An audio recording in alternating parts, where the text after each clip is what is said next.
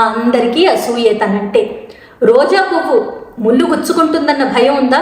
అస్సలు లేదు. తన దగ్గరికి వెళ్తే బోల్డంత ప్రేమ కురిపిస్తుంది.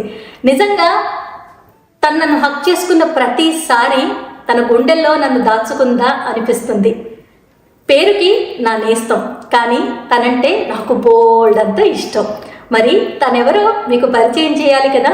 ఇవాళ అమ్మ మాటగా లక్ష్మీదేవి రూపంలో వచ్చిన ఈ రోజా, ముళ్ళు లేని రోజా, కేవలం సువాసన, కేవలం ప్రేమ, కేవలం మంచితనం, ఇవన్నీ తనలోనే ఉంటాయంటల్లో అతిశయోక్తి లేదు. మరి ఇంత చెప్పాక తన్ని పరిచయం చేయకపోతే ఎలా?